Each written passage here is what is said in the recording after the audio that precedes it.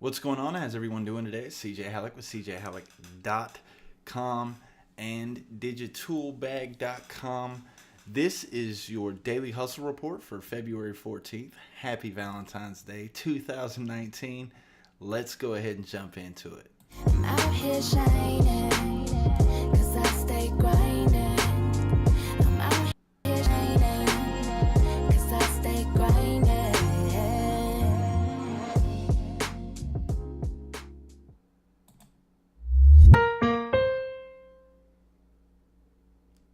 All right. Sorry about the double tag. It's just happened. Forgot to turn it off. But anyways, gonna be a fairly short hustle report today because I really didn't do anything. Had a very, very good morning. I spent the morning working, writing up the post for the thought of the day, and I figured it's only right to go with love. Love conquers all is the thought of the day today. And the reason why I wanted to do that, and so basically, and I'll get back to the thought of the day and I'll wrap up with that. So I worked on that first thing in the morning, and I was out of the house probably about 9:15ish, 9:30, something like that. Was in meetings all day. Stopped by, I had to talk to some clients, just a bunch of different stuff. Really didn't have home time or computer time to actually get work done today. So, moving forward with that. So it's about 7 o'clock. I just now got home. I got home about 10 minutes ago. Looks like I'll probably end up wrapping the night up with about 3 or 4 hours worth of work. Got a last minute project client needs done for a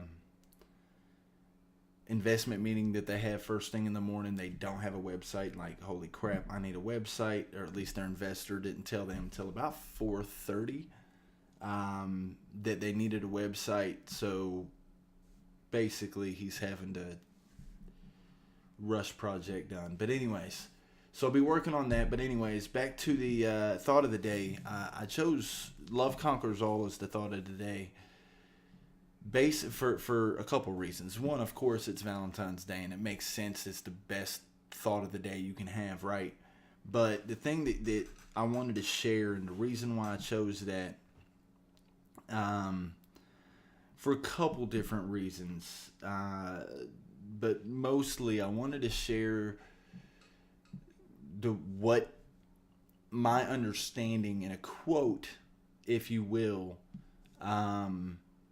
that really opened my mind and kind of created the Stay Boosted guy. Now, I went through and kind of tried to fine tune it and everything this morning in the blog post, and for some reason, and I'm gonna have to figure this out after I finish recording, or we're not gonna get this live tonight anyways.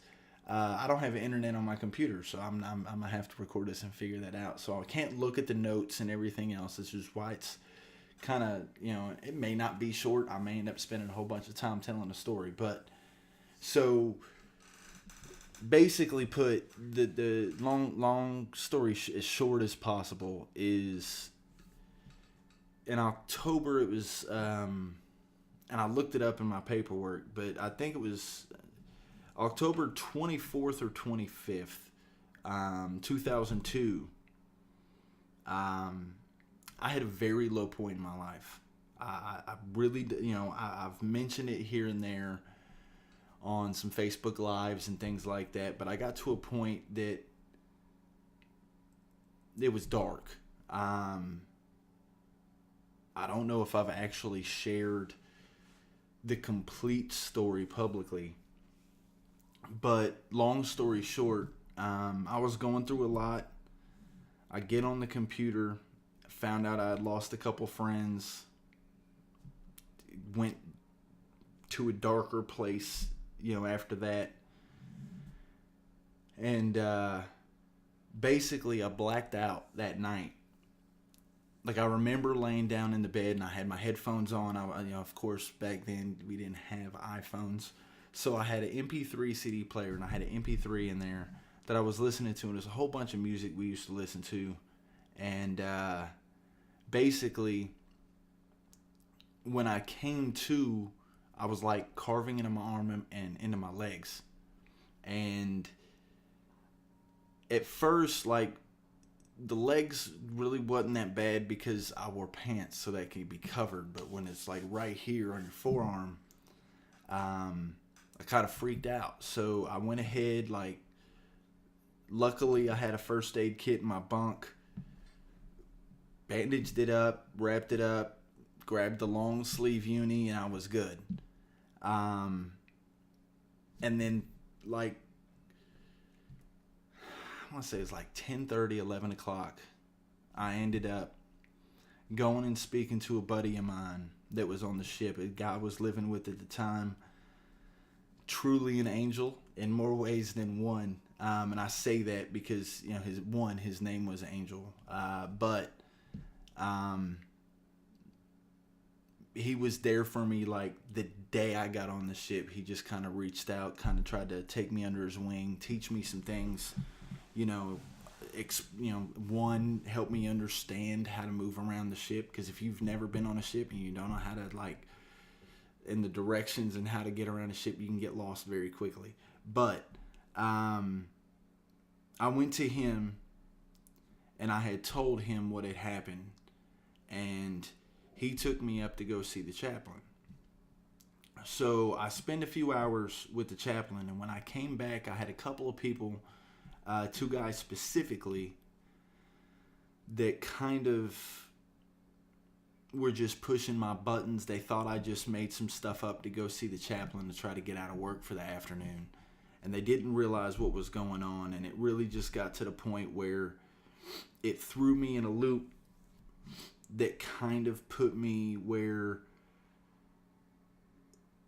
like, a blackout is an understatement. So I don't remember much. I just remember one of them, and I'm trying to not drop names, but one of them specifically came up to me. We had some words. He had just got pinned, so he let let his rank get to his head. And so basically at that point, I really, like, truly don't remember what happened. But I remember, like, the first thing I remember is, and like, the good people, I'll name drop, right? One of my ensigns, I'll just ensign J. I was sitting in the plastics processing room, and, like, the only thing I remember is I was leaned forward with, like, my elbows on my knees, just kind of staring at the ground. And he, like, only thing I remember is him, like, on all 4 knees, sticking his head down, like, getting in my face, like, snapping his fingers, trying to get my attention. And we sat there, we talked for a few minutes, and it was one of those things where I didn't realize how bad it had got. Like, it had been like 5.5, 6 hours that nobody knew where I was. They'd called man overboard. They thought I jumped ship. And I remember just, like, when he pulled me, like, he got me. Of course, I had to go straight to medical. It was almost like people, the look I got, it was kind of a 50-50 thing. Like, it was either, where the hell have you been, like, disgusted look, and then I'll see people, because I was a cook on the ship, so I kind of knew everybody in some way, shape, or form, whether just in passing when I'm making breakfast or whatever. But they had kind of, the other 50% of the people that I had, like, come across headed down to medical, it was a weird, like, sigh of relief look where it was almost like I could see it wasn't the first time, like, and because I'm not trying to downplay any of my relationships up until that point by any means necessary, but it was just one of those things where some of the people, you could actually see that I'm glad you're okay look. Like, it was just, I like, words can't really explain it, but long story short, because I'm, here I am saying it wasn't going to be that long of a hustle report, and I'm going off, but basically, after that happened, the next day I was informed that I was getting flown off the ship. Flew off the ship, crossed the world, stopped in 7 different countries. Finally got back to the States. Then in November of 2003, I met a gentleman who basically, I'll call him my rich dad. He's the one that introduced me to the fact that I can actually start a business and own my own business. And aside from, he's the only person, like, he was my gateway drug into personal development. So he got me a Tony Robbins tape and like all this stuff and introduced me to it. But I remember one day we were sitting at the Dunkin' Donuts. It's one of those things that, like, you remember, but you don't really talk about it because it doesn't seem like it's that big of a deal. But for me, the more I think, it's one of those things where he was just like, happiness is like it, and we were sitting there, we're talking about it, because we're, of course, we're trying to plan out like how big we're going to grow our businesses. And, it was a network marketing company. Not saying anything bad about network marketing. We were just hungry, and we're sitting there planning out, and for those of you who know me know that I, like, when I set my goals, I do set them just out of reach, and I don't mean that in a negative way. It's just my goals are huge, and that's why looking back on that, it was more of the fact that, it's kind of understanding that happiness is all that really matters. And so when I say love conquers all, the biggest thing, and this is the one of the main things that Miguel had taught me, when it comes to being happy, like, it doesn't matter what you do outside your business, like family, none of that matters if you can't love yourself. If you don't love yourself and you don't have a true love for yourself, you'll never be able to give that love to other people. You'll never be able to actually enjoy the time that you have with those people that you care about, and it's one of those things, and it's kind of weird talking about all this because I really haven't talked about this in a long time, but like, for those of you who have been there and got to that point, getting to that point where you truly don't want to be here, I just want to say, like, reach out to somebody if you ever get in that point. If you get sad, if you get depressed, if you're down, like, find somebody to talk to. That was the one thing that changed my life, and it's something you have to find, that connection within yourself to understand that you need to find someone to talk to. But because a lot of time, and for the, there's people who use social media as a way to put the pain that they have out there. And I know there's other avenues, but I'm using social media because people will put things out there on social media as an ask or a cry for attention, and I don't mean attention, but it's a cry for help. And, a lot of the times they're asking for help. And if we're not willing to actually give it to them, if you're not willing to see that post when someone says that, even if someone says that they're having a horrible day and could use a friend, right? Take 2 seconds and send them a message, because that message might be the message that stops them from committing suicide or doing something stupid. And I use that generally because it really doesn't matter what it is. It may stop them from turning to a fifth of Jack Daniels and trying to chug a fifth of, Jack every night, or it may stop them from taking those pills, whatever the case may be.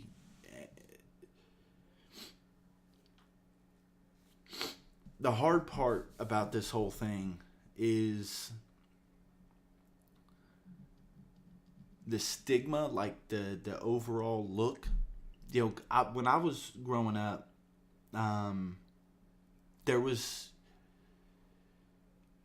adult figures in my life that used to down talk people who committed suicide. Like I remember in passing hearing those conversations. And it is, as someone who's been there, like, and contemplated it many times, when I was younger, like, it was, like, I got really dark places. And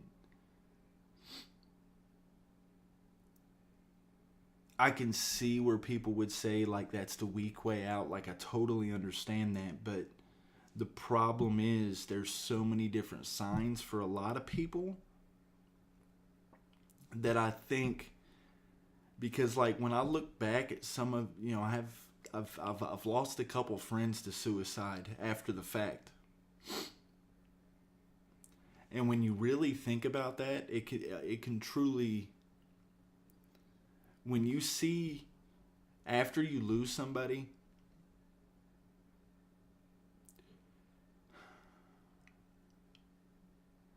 to suicide, there's so many signs that you just look back on and you're like, I saw that. I realized he was depressed and I still said nothing.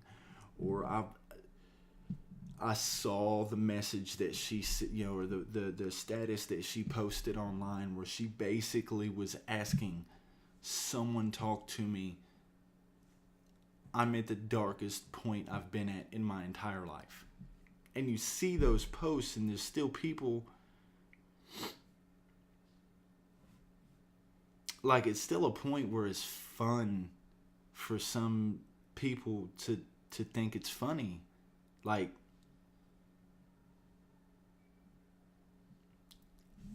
I've been rambling too long. I apologize for those of you who have sat through all of that. I hope you guys are having an amazing day. Happy Valentine's Day, everybody. I'm going to go listen to Valentine's Day by Outkast. Try to get my spirits back up. I didn't mean to go through all that. I apologize. But in that same tone, I just want to say thank you guys so much for being there and support over the years. I said this last night, but it helps.